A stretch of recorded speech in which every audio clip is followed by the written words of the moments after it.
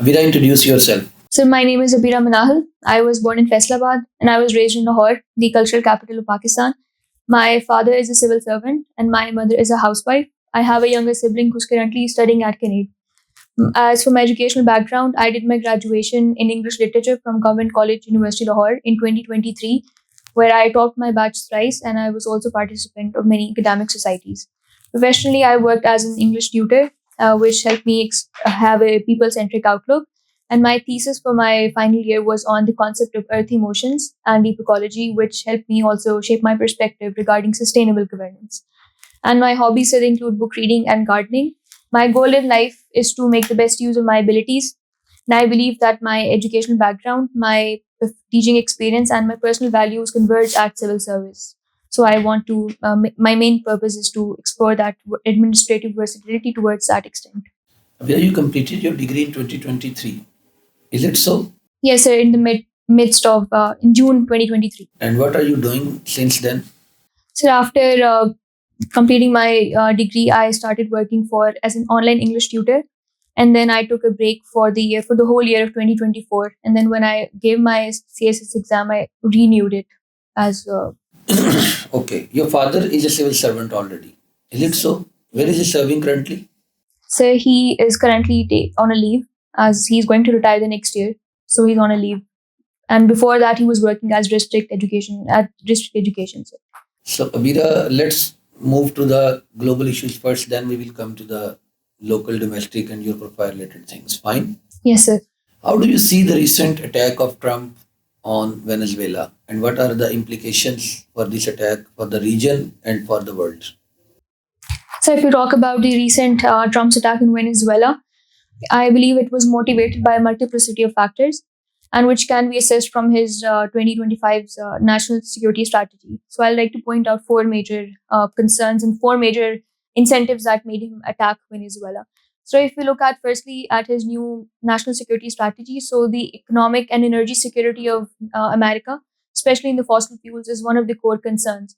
And since Venezuela represents 17% of the world's heavy crude oil, so this is more of a structural problem rather than simply being an economic problem, because the oil refineries in America, they're fine tuned towards refining the heavy crude oil rather than which America possesses, which is shale oil. So that is important because American industries are heavily dependent upon the type of crude oil that Venezuela possesses. Secondly, the main concern was to project its military dominance in the region again. So it is the Dondo Doctrine, revamping of the Monroe Doctrine that we're seeing in play. So America wants to re-emphasize and reassert its strategic salience in the region and to counter the US and growing US and China's influence in the region, as China's total loan that it has given to the Latin American region that stands around $120 billion. So America wants to reassert its dominance in its own backyard. So the third major reason has been the since now oil is becoming an outdated currency, and rare earths and critical minerals are important since we're in the fourth industrial revolution. So they're important. So Venezuela is just a stepping stone towards that extent, and it is in line of a longer change where it wants to expand its influence to other Latin American countries like Cuba, Colombia, etc. And fourthly, so the major reason is to again reassert itself that America is not a dying power and to signal it at the global level. So it's driving from these main incentives that were at play. So the global risk implications are quite dangerous. That they would set a dangerous precedent, especially for aggressive states like Russia, which currently are already in a state of aggression against Ukraine, and which will only get emboldened to further continue aggression, and it will set a dangerous norm in absolutely and flagrantly violating any kind of facade of internationalism and international norms that currently exist. So I believe it's a very dangerous precedent that America has under Trump established. Trump says he's going to attack Iran as well because there are going on some protests and people are on the roads and the government is dealing them strictly. So he has threatened Iran that they are going to attack on Iran. Do you think Trump will attack on Iran again?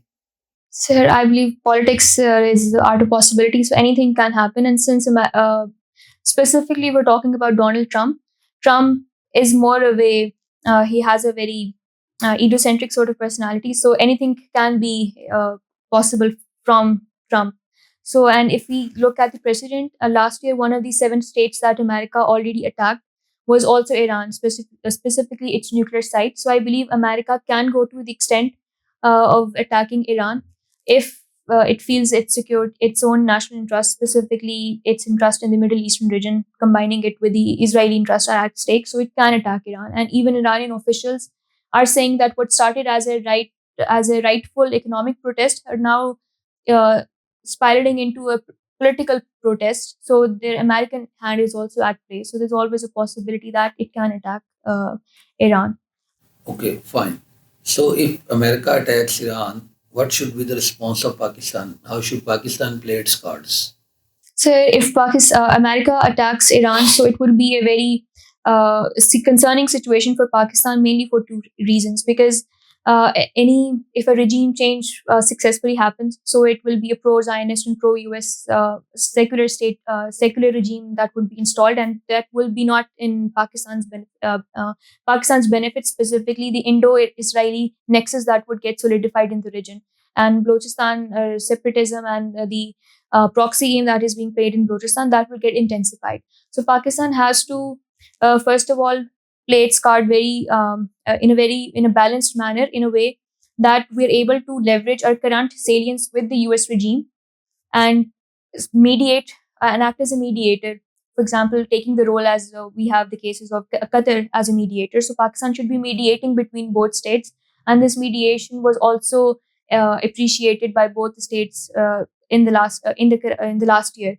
So, but if any, so the first priority should be mediation between the 2 states, and Pakistan should posit its position and reframe the narrative from a geo-economic perspective, since the economy is the economic perspective is very important for US. Since the US is critically interested in the mineral sector, so Pakistan should signal that if anything goes wrong, then America's own interest in the region will be at stake if volatility happens in Iran.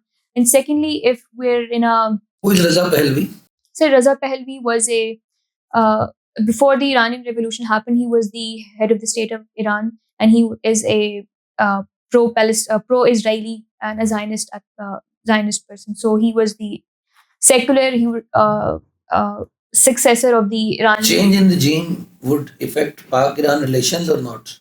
So it would impact Pakistan-Iran relations. For example, if Raza Pahlavi gets installed, so it means that since he's pro-Zionist and pro-Israeli, so that means the Indo-Israeli nexus would get strengthened. And Pakistan already says that the same nexus is at play when it comes to Balochistan. So our own national security concerns would get intensified.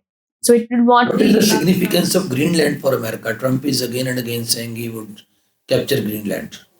So America has historically showed its interest. Even in the early 1900, it also wanted to give some handsome amount of money to buy the land, but its strategic salience can be explored in 4 major ways. The first is that it lies at a strategic region in the Arctic Ocean, and since the waters are the glaciers are already melting, so that means it will open up new sea lanes and sea routes, and that will be important for global trade.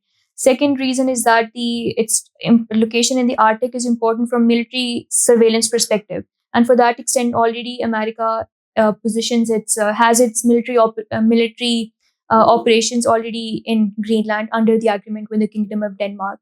Thirdly, so it wants to since it will open up new trade routes and it's important for military reconnaissance and surveillance purposes. So it wants to thwart any kind of Russian and Chinese influence in that region. And fourthly, it's important for its natural resources and its critical minerals. So it provides salience when it comes to the shipping, from a shipping perspective, from also the critical minerals perspective, which are important for the technological era that we're living in, and also for fraud energy exploration prospects as well. So from all these grounds, Greenland is very crucial for America and to reassert its dominance.